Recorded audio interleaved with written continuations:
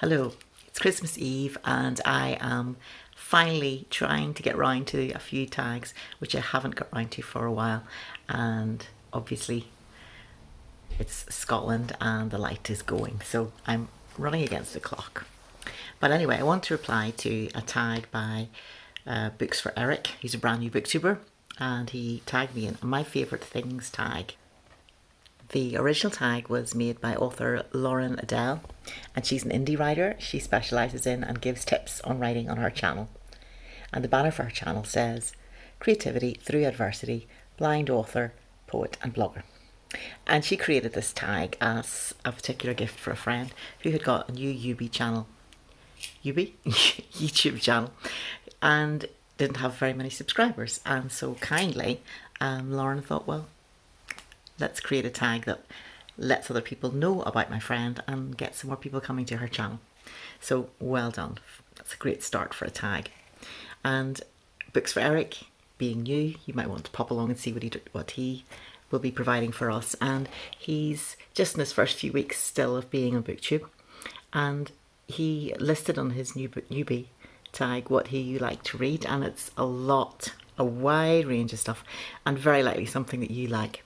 For example, fiction, non-fiction, poetry, that's my hand up for that, history, books of essays, book reviews, literary criticism, literary fiction, classics, science fiction, mysteries, some spiritual literature. And his goal is to read more widely, so he's definitely coming to a genre of interest to you, either now or soon, and you might want to check out his channel. And the questions are all about favourites. Question 1. Do you have a favourite musician or band? Well, I like to listen to a wide range of music, and what I absolutely love to do is put together a music listing with a wide variety across it. So what I'm actually going to do is I'm going to put a list of music that I would listen to at Christmas at the very end of this video, and in amongst it all will be such a variety that there's bound to be one that you like, at least one. And that's how I put together a wee playlist for myself. Okay, top 3 favourite films. Well, for me, there's got to be humour in there for films. And all of that is kind of like the opposite of Booktube. It's got humour and it's got film in it. And so who knows how many people will be watching this now, not having switched off because it's not suspense or genre or cosy murder. But anyway, speaking to the 3 people now watching, my top 3 favourite films, I'm going to say any film with Buster Keaton in it, because he is poetry in motion. And this year I got to see Lady Bird, which I loved, and a classic favourite in this household is Ferris Bueller's Day Off, 1980s movie with great music. The soundtrack alone is worth getting. 3 favourite scent. Well, it would be something along the lines of cinnamony rolls and coffee. Very Christmassy. Favourite Disney film? Okay, we've come to grief here because I regard Disney as the evil empire, and I think they tend to take stories, suck the life, the vigour and originality out of them, and then churn them out as bland, oversweet and sentimental. So I'm really not going to have anything to say here. Let's move on. Favourite season would be the one I'm in, which currently is winter. 6 favourite seasonal drink. Well, since we are in December, I'm going to go for something like non-alcoholic mulled wine. And that's simply because I think wine, a good bottle of wine, can be a joy. And I don't think it's necessarily improved by having it mulled. Whereas apple juice with a mulled sachet in it is rather superb.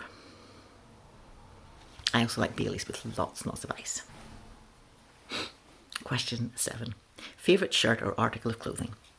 Well, if you look through my playlist of videos, you're probably going to see it. It's a lemon jumper. It comes right up to here and it's a startling yellow colour and thick and cosy. And I just wear it like a second skin through hibernation time. And unfortunately, I found it in a shop that was closing down, and it's no longer, I can't get its replica again. And this has driven me to such straits that I'm actually thinking of knitting one. And I have a knitting friend who assures me that if I place down the jumper that I want to replicate and then knit, cast on the width of it, and then knit it up to certain points and use it like my yardstick that I could knit and replicate a jumper. So that's question number 1 and that. Question number 2 is, can I afford the wool? Because if you've ever looked at nice wool recently, you realise you need a mortgage practically. But to be honest, you get so tired running around shops trying to find something that fits.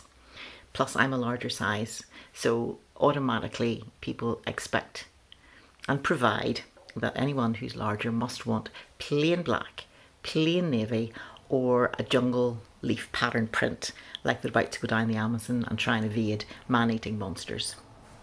Don't ask me why, but there's really very, very, very little choice in my size. And plus, if I knit it myself, I get to pick a wool in exactly the right colour and not the one that fashion is saying is in this season. So it gives me a lot more freedom, but it could be fun. If it does get knitted, trust me, it will appear in future videos.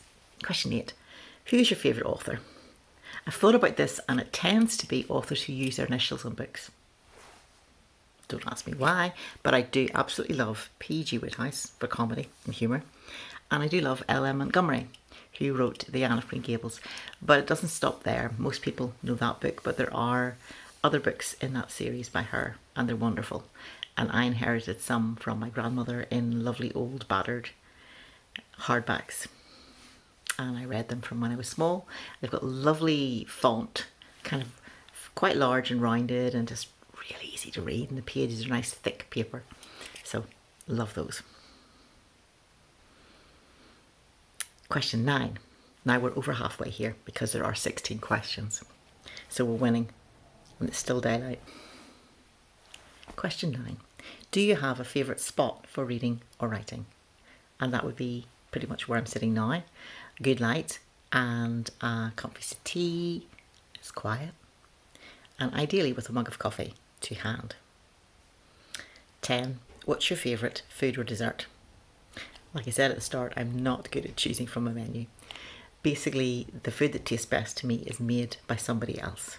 It always tastes better. What's your favourite time of day? When I'm reading, when I'm writing, or wine o'clock? And 12, what's your favourite colour? I love at the moment a mug that a friend bought for me. And I can be quite precise about it.